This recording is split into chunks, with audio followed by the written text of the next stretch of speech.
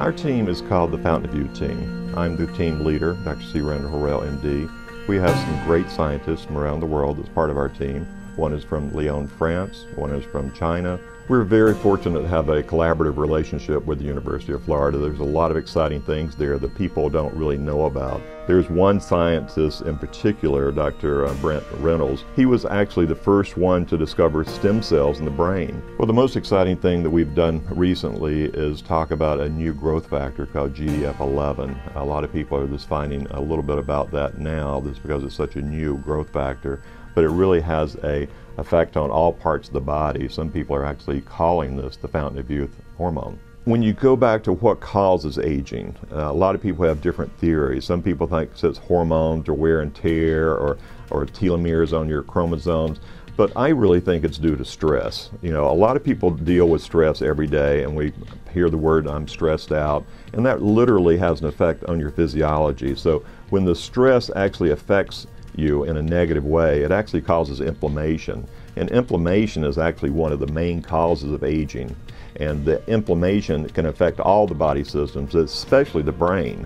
And once you get inflammation, especially around the hypothalamus, where all the hormones are actually generated for the releasing, then you actually have a negative effect on aging. We are very excited about doing some of the animal work to actually show how the stem cells in the brain are actually stimulated by our product with the GDF11 in it, create homeostasis, which is really the goal of what we're trying to do, because when people in that kind of state of homeostasis, you have less stress, or if you have stress, you bounce back quicker. You're not in a chronic state of stress, which causes the inflammation. Palo Alto Prize was a great idea. A lot of people have gotten challenged with John Kennedy with the space race to the moon. A lot of people got challenged with doing the genome and trying to figure out the code of that. I think this is actually going to be bigger than all those, because this affects our basic physiology about why we age and how we can affect aging in a positive way. That's going to motivate a lot of the scientists we work with. I think it motivates the public, because people hear about this and they're excited about it, and they want to know what can they do and what can they look forward to as they get older. When I was a young boy, I noticed my mother going through a lot of stress. When she went through a lot of stress, I noticed she had a lot of inflammatory conditions throughout her body. She could never get a proper diagnosis from any of the doctors she went to, and she went to a lot of specialists, including a lot of great rheumatologists. What I learned later, that there was not even a term for at the time, was that she had mixed connective tissue disease, which is also called an overlap syndrome.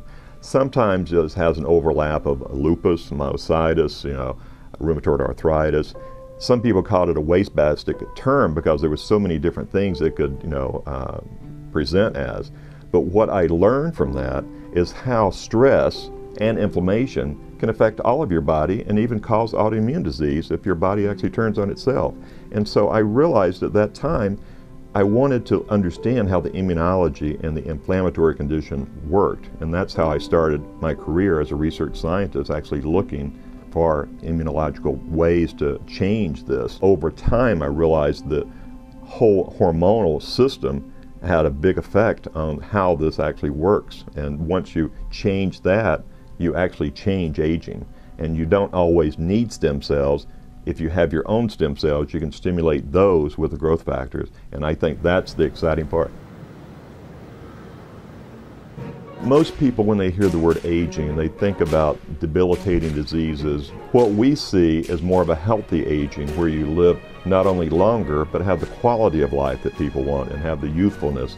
That is the most important part of aging. I've always been interested in how the aging process actually works and what goes on below the skin, because that's really the most interesting thing to me, because once you change that, it changes everything, not only the exterior of your body, but how you age, your overall health, your energy levels, and how you deal with day-to-day activities. I was actually motivated at a very early age. I was, as a boy, grew up in the Okefenokee Swamp, which was a very interesting place as a child to grow up, because I got to see nature and how animals interact. And I became a very close observer of nature and able to put dots together that some people can't always see. Right now, some people think it might be more science fiction than science fact.